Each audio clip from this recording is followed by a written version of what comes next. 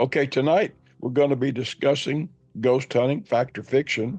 And actually, what we're doing here is talking about whether ghost hunting is fake or not, or what constitutes real evidence and fake evidence, and what is not real and what is real evidence.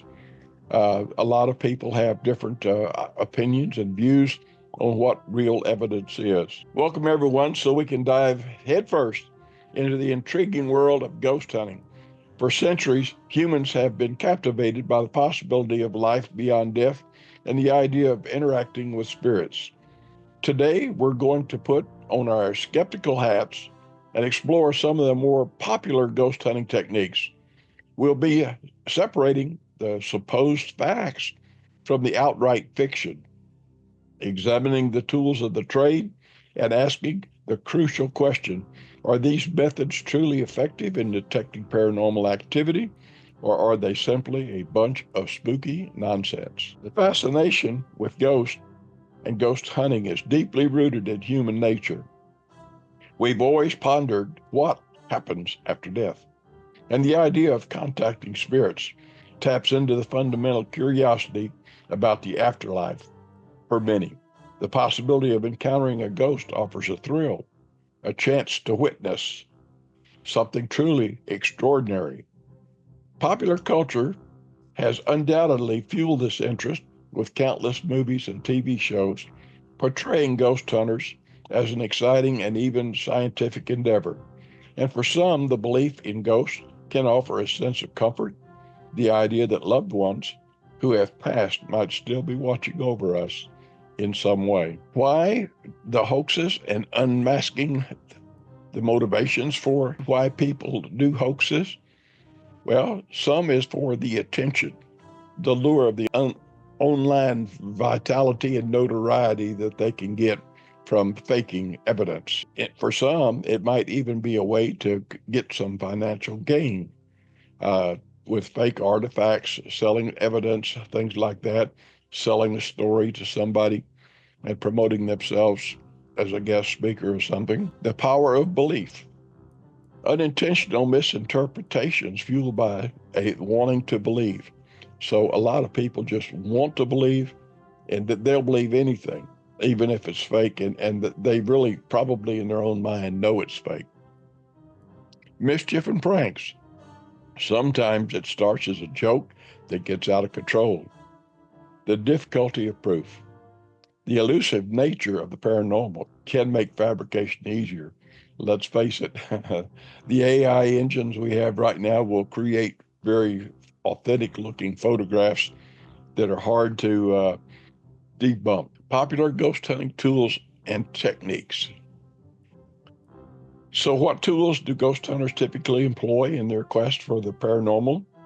Their toolkit often includes a variety of devices designed to measure environmental changes, capture potential evidence, and even attempt direct communication with the spirits.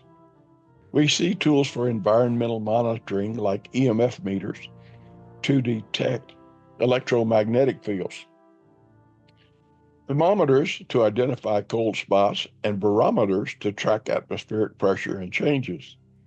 Audio recorders are used to capture electronic voice phenomena, or EVPs. Visual evidence is sought through still and video cameras, sometimes equipped with night vision or infrared capabilities. Sometimes they have thermal capabilities. And then there are the methods aimed at direct interaction, such as spirit boxes, Ouija boards, dowsing rods, and the use of trigger objects, items believed to evoke responses from the spirits. And we've used all of those techniques. Let's start by examining one of the most iconic ghost hunting tools, the EMF meter. These devices are designed to detect electromagnetic fields. The common myth is that ghosts emit or manipulate these fields, causing the meter readings to spike. However, the reality is that our modern environment is saturated with EMFs from everyday sources like power lines, appliances, and even our smartphones. Sudden fluctuations are far more likely to be caused by mundane electrical activity than by specter visitor. There is currently no scientific evidence to support the idea that standard EMF readings or a reliable indicator of paranormal presence. Some of you might have seen the post Monday where I was out at the Tedder Cemetery out on the north side of Houston, out near Humble, and I had a tri-field digital meter. I took pictures of it. It was going off on all scales, and there was no electricity in the cemetery. There was nothing to emit radio frequencies. Nothing. The only thing that could possibly set it off was my cell phones, and they weren't close enough for it to detect my cell phones. So I think that we're going to have a lot of activity out at Tedder Cemetery once we get cleared to go there. Another common phenomenon reported during ghost hunts is the sudden appearance of cold spots. The belief is that ghosts require energy to manifest and that they draw this energy from the surrounding environment, leading to a localized drop in temperature. While a sudden chill could certainly feel unsettling, there are many natural explanations for cold spots. Drafts from an open window or vents, poor insulation or older buildings, or even shadows suddenly blocking sunlight can all cause temperature fluctuations. Infrared cameras can visualize these temperature differences, but it's crucial to consider these natural factors before jumping to a paranormal conclusion. And we've experienced all the above and then some, and still had cold spots we couldn't explain. Electronic voice phenomena, or EVPs, are perhaps one of the most sought after forms of evidence in ghost hunting. These are unexplained voices captured on audio recordings that were not consciously heard at the time of the recording. While the idea of capturing a disembodied voice is certainly compelling, it's important to consider the many potential non-paranormal sources of these sounds. Radio interferences, stray background noise, or even the way our brains are wired to find patterns in randomness, a phenomenon called auditory pareidolia, can all lead to an interpretation of ambiguous sounds as voices. Furthermore, the analysis of EVPs is often subjective and lacks the rigorous standards of scientific inquiry. Now, at the same time, we've all seen some of the ghost boxes and some of the ghost radios, which are flickering through AM, FM frequencies and picking up little bits of thing. And actually, I believe that in a lot of cases, you do get pareidolia, and you're picking out words, and your brain will pick out a word, and it may or may not be pertinent to the investigation. One of the people that we have had that we've used a number of times, of course, is Christopher Moon, who has his ghost box that was built for him by a ghost that instructed a guy by the name of Frank Hampton to build his box. And so Frank built the box, gave it to Christopher Moon, and Christopher let it sit for a couple of years, and then he started trying to use it. And that's when he decided that, yes, it works, and he could talk to people and have extended conversations. I've been with Chris on a number of occasions, and so have some of the people in our group. I know that a number of us have had experiences with Chris, and we firmly believe that he is communicating with the spirits. These are for extended periods of time. I've been on conversations that lasted over an hour with back and forth comments going back and forth. So is electronic voice phenomenon real? Yes. Do I have recordings of it? You betcha. And I can share some of those with people if they want to hear them. But at the same time, a lot of times I think that when we're listening to some of this, we do have audio pareidolia acting up, and we hear what we want to hear. So we have to be critical in our thinking and, skeptical about a lot of these things before we accept it as evidence. Okay, well, I jumped ahead of myself. Spirit boxes, also known as Frank's boxes, are devices that rapidly scan through AM, FM frequencies. The constant barrage of static and fragmented audio. The theory behind them is that spirits can somehow manipulate the random noise and form words and communicate. However, the more likely explanation for any perceived messages is simply the human brain's tendency to find patterns even in randomness. This, combined with the investigators' anticipation and desire to hear something significant, can lead to subjective interpretation of random radio snippets as meaningful communication. There is no scientific evidence to support the idea that spirits can interact with radio waves in this manner. Danny, you want to argue with that? I can't see in the chat. You want to share your experience at the West Texas Paragon? Danny may be fixing dinner for Steve. Jarrell, how about you? What's your thought on these? You agree or disagree? I agree, and I'll tell you why. One of the experiences that I had was out there at Liberty Road. And, when we was at Liberty, and we both clearly saw something that we tried to debunk it. We thought it was something that it wasn't. Turned out we were spot on. So, yeah, I totally agree, John. And one of the sessions that I recorded, and I have the recording of it, lasted an hour, of course, is one I've talked about several times with Siobhan. And Siobhan's husband had died. He had been dead for 5 years. And she went on investigations, and she'd say, oh, I wish I could talk to him one last time. So her birthday was coming up, and I set it up for Chris to do a talk with her dead husband. And we set it up. At the time I called, many of you have already heard this. I'm sorry to repeat it, but we've got some new people here tonight. We set it up, and when I got off the phone talking to Chris, we were going to do it on Skype, and Chris gave me a date and a time. And so I turned around in the chair, told Siobhan the date, and her jaw dropped open, and she turned pale. And I gave her the time, and she fell into the sofa and lost all strength and couldn't stand.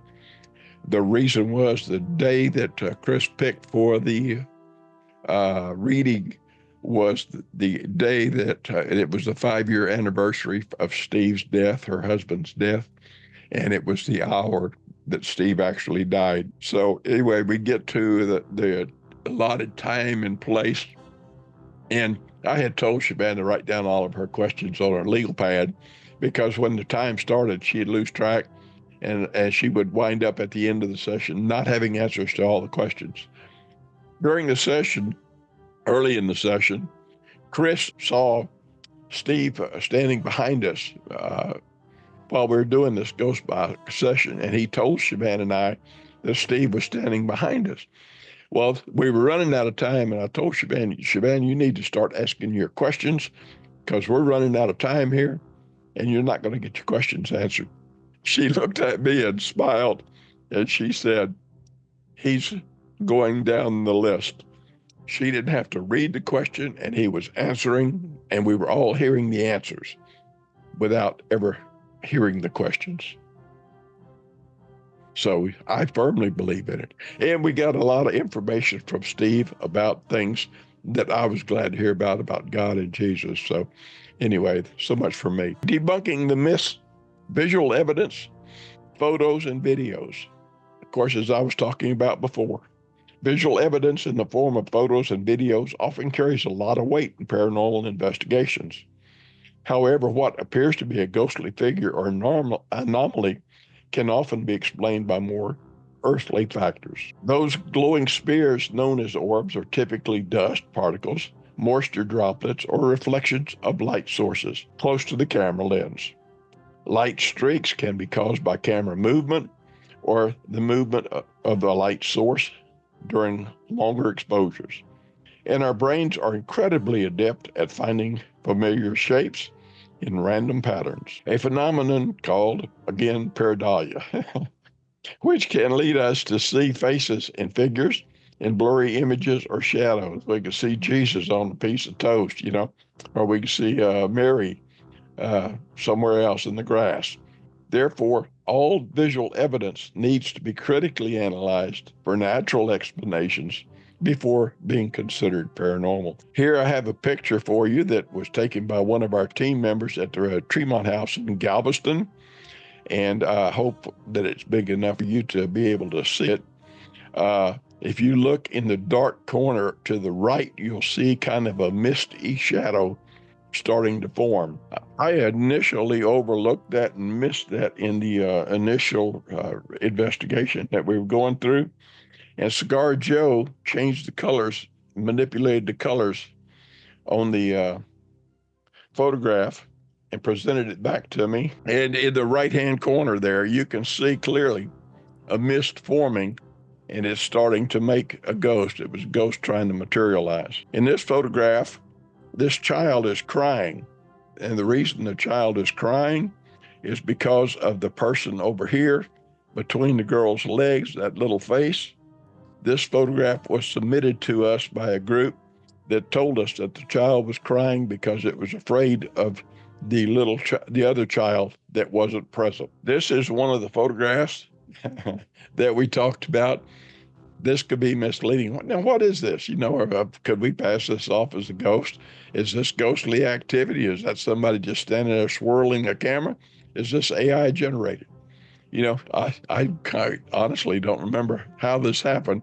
We threw it out. So, anyway, now this one was a picture taken by Jarrell, who's on the call tonight. And this was taken at Vincent's Bridge, where Sam Houston's army captured Santa Ana after the battle for independence at San Jacinto in April of 1836. Well, yeah, April the 21st. Anyway, from this picture, you could say, hey, somebody was smoking or had a cigar, or maybe this is even AI generated. Well, you could say those things, but Jarrell took the picture. We saw it while we were there. And we've always had in our group a strict rule against smoking while we're doing an investigation.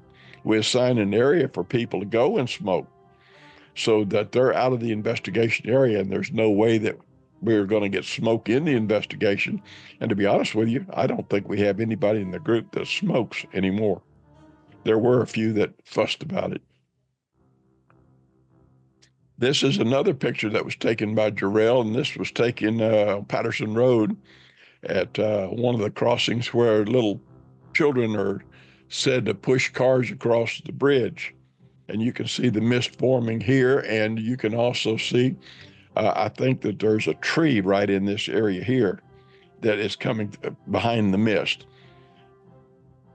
A lot of times you might get something similar to this if it's cold out, and you got your breath. So you've got to get used to that. And a lot of times, too, if you're out in the cold and you can see he's clearly wearing a jacket, it takes some time for the camera lens to clear. If you take it out of a warm car, put it in the cold, moisture is going to condense on the lens. And it'll take a while for it to adapt to the temperature. You'll also see that there's a little bit of an orb right in front of our guy right there.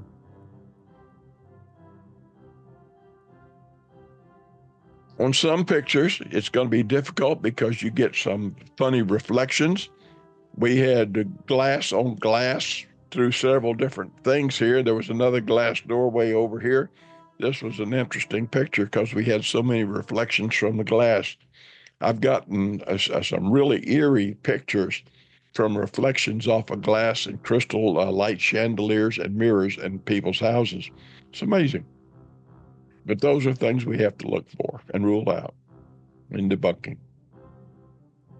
This was a picture taken in Schulenburg at the Schulenburg Hotel where we spent the night. Jarrell's wife, Rachel, was with me when I took this picture. And for some reason, the flash didn't go off on the camera. And we got this in the hall. And actually, there's a doorway here, a doorway there. And the next picture was perfect. And we didn't see any of this. We don't know what this was or where it came from. Just interesting. We always try to shoot our pictures in groups of 3. And in this picture here, Joe Akabala, we were at the Northington Plantation down near Wharton, and it looks like a hand was extended. It's a shadow that came across this young lady's face, and you can actually see that it blocked out light from the flash from the camera on the young lady's face, that her face is in shadow from this thing being over her face. And she says she never saw it. But anyway, we did keep this picture because it's very compelling. And I believe it's a shadow person that was interacting with the photograph. We have another photograph where it starts to come in. Now, this is the one that was taken just before that, and there's absolutely nothing there. This photograph is one that you could say a number of things happened. This is actually taken of a K2 meter. Was the camera moving? Was the K2 meter moving? I can't tell you. But all I can tell you is a lousy picture, and it's not proof. We couldn't use it for proof of anything.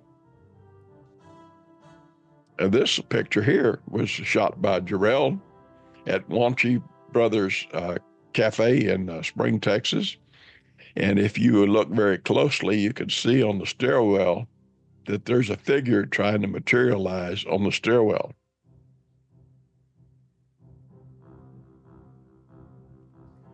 This photograph was taken by Siobhan, and this was where we realized that her husband had started to go on some of the ghost hunts with us. In the next photograph, she was outside with Rachel Riggins, and they were taking pictures. And once they got the profile picture, they came running in to show me the picture they got from outside. So there was no editing of the pictures. They were strictly on the camera when I saw them at the scene. And the girls were outside taking pictures and came in. Here you start to see a mist forming in the upper right corner. Here you see the mist getting really bad. Here you see a profile picture. Now, Siobhan later showed me a picture of Steve, her husband, that has deceased. And this profile looked very much like what he had in that picture. It was amazing. So, do I believe Steve was with us? Yes, I do. This photograph here is one I took. And when I snapped the picture, this is another reason we snap pictures 3 at a time. This picture was snapped, and I couldn't see the flash. I wonder what the hell happened. You could clearly see that there was some flash, but it only covered the bottom of the tombstone.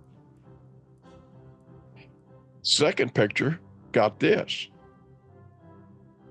and you can see about half of the tombstone. The third picture got this. Now, was there a shadow person or something interfering with the light from the camera? I think it's fair to say that we had some kind of interference that we couldn't explain. And this photograph was taken at a cemetery. What is most interesting and what puzzles me most about this is this picture is very clearly in focus. I'm wondering what happened to these lights. I mean, it looks like there was a shake in the camera. Or were these lights moving? Were they, I don't remember. These lights here look like they're in a bush. So were they from the other side of that bush? I don't know, to be honest with you. I have shown this picture. I put it in because it's an interesting picture that I cannot explain. Here is a picture that was taken at a cemetery in Louisiana. And you can see in the background, these lights are perfectly clear back here, and everything is pretty clear here. Now you'll see a little black figure right here standing by that tombstone. In the next picture, I tried to change the lighting and make it appear a little better, and I circled him so you could see him better. But there appears to be something there in this picture, a black shadow person.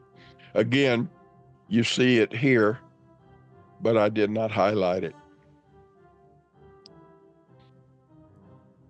Well, I guess I did highlight it. I lied to you. These pictures in this cemetery, these 4 pictures were taken by Siobhan.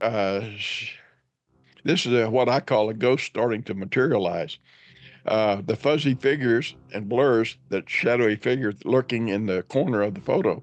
It could be a ghost, sure, or it could be a double exposure, a reflection, or even just a smudge on the lens of the camera. Our brains are wired to see faces and figures. That's called pareidolia again. so we can easily interpret a random blur as something more significant. I once investigated a haunted mirror where people kept seeing a ghostly face. Turns out it was just a slight imperfection in the glass that looked like the profile under certain lighting conditions. So you have to look for explanations. This one was taken in a cemetery at night. These lights here, I think, were street lights from down the street. And was somebody standing in front of the camera? Quite possibly. But why didn't the camera focus on it? I have a feeling it was something trying to materialize, but I can't prove it. It's just me.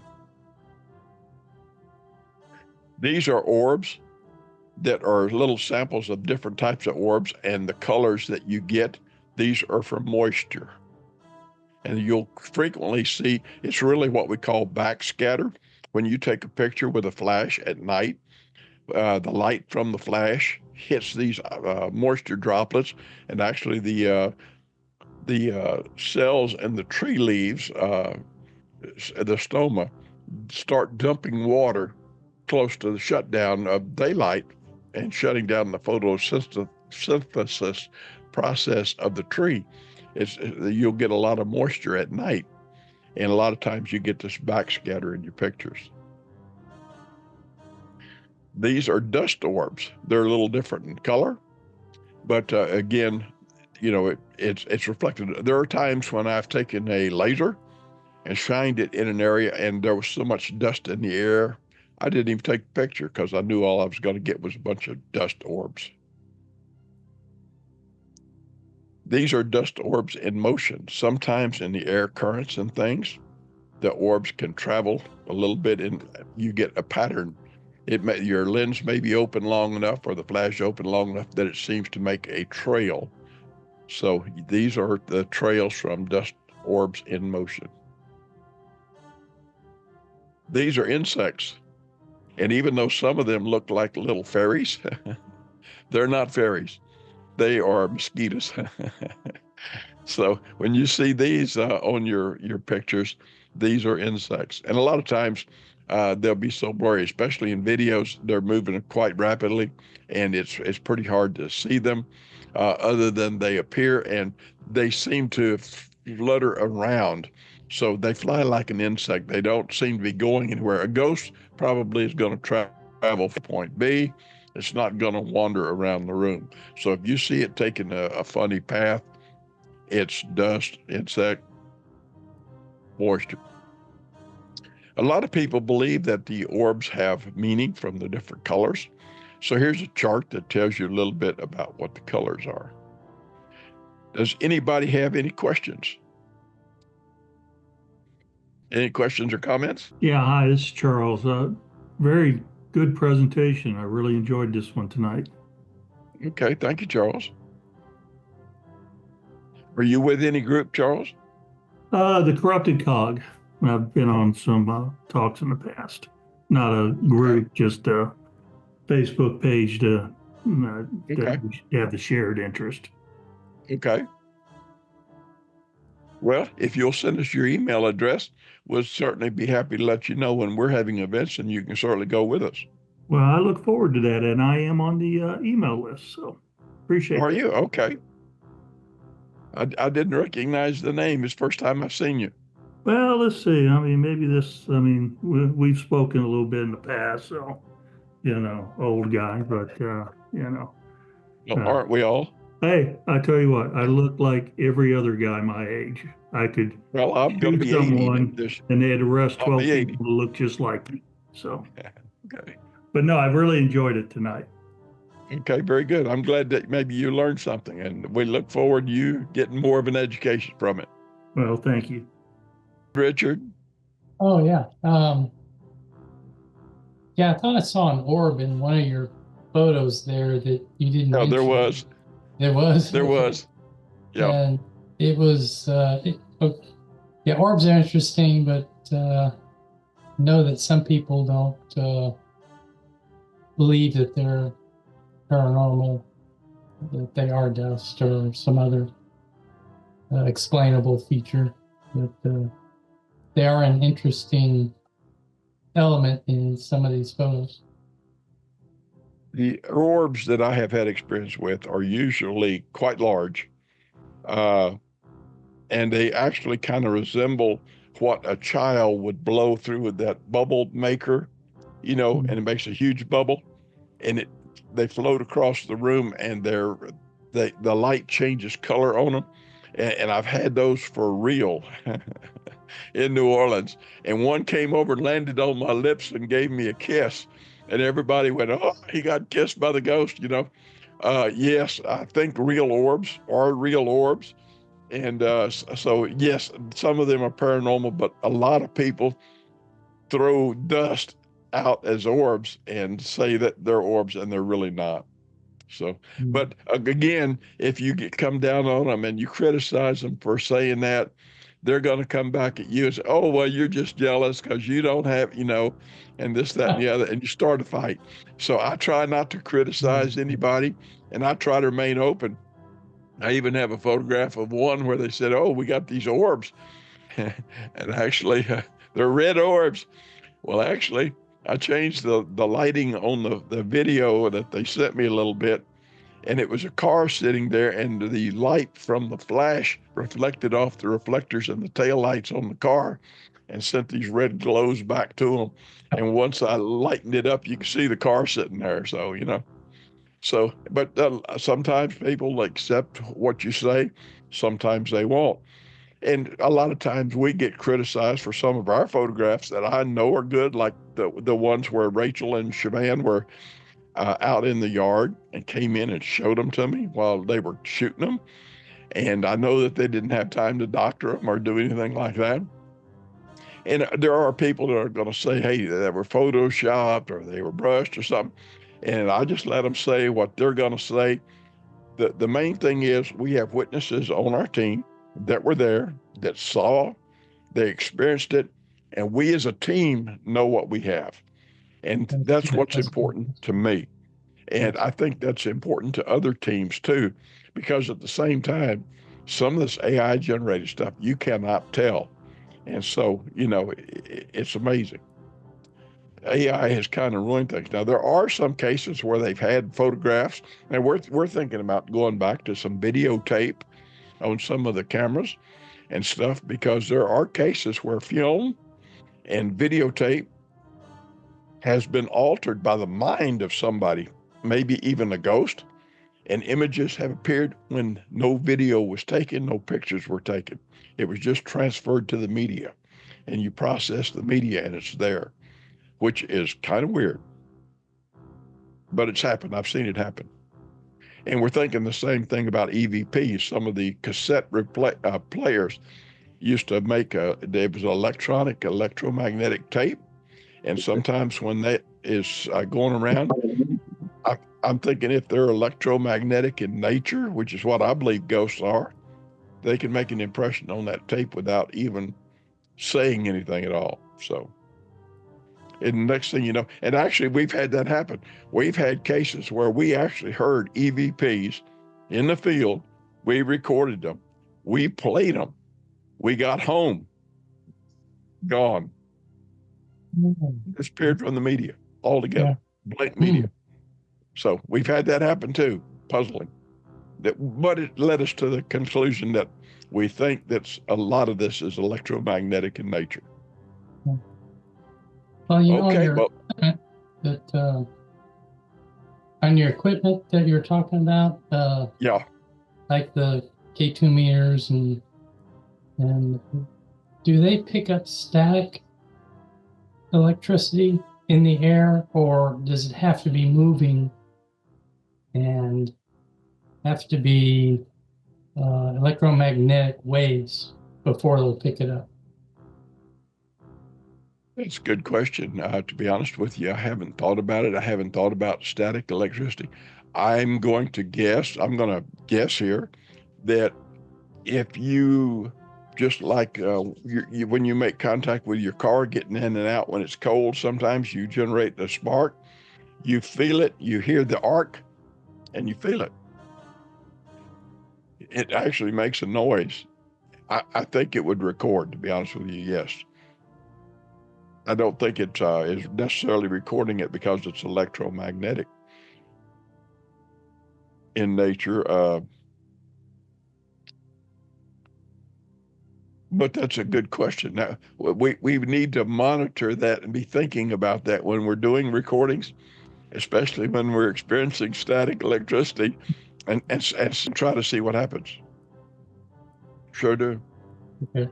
We had an EVP on one of the occasions when we were at the cemetery, and somebody brought it to me and played it, and it sounded like a dog. It says, I was walking along, and this dog came up beside me. It sounds like a dog, and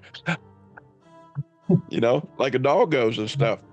And so I'm listening to this recording, and then it dawned on me. We had taken some pieces of butcher block paper from the butcher shop and covered some of the tombstones, and we're doing some charcoal rubbings on the stones. And as it was rubbing, it was making that noise.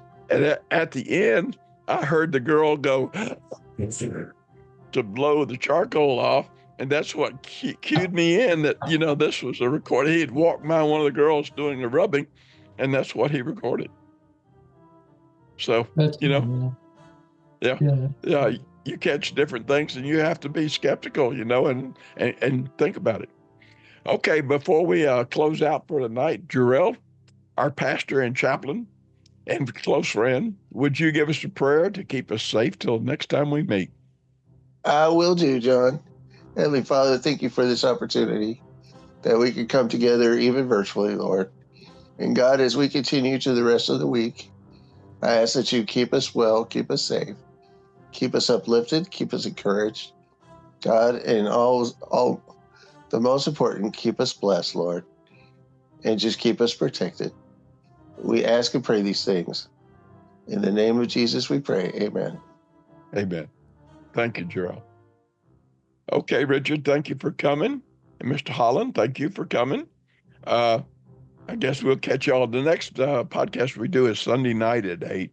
Now, Richard, you had told me Sundays you're kind of tied up, so if you can't make it, don't worry. It'll be recorded. It'll show up on YouTube. You can catch it later. Okay, I'll try to make it if I can. Okay.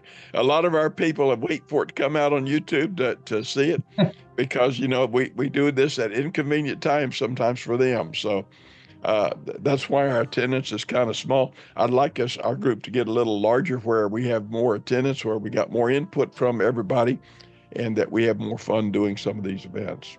So anyway, good night, everybody. We'll see y'all Sunday, unless we talk to you before. Good night. Right. Good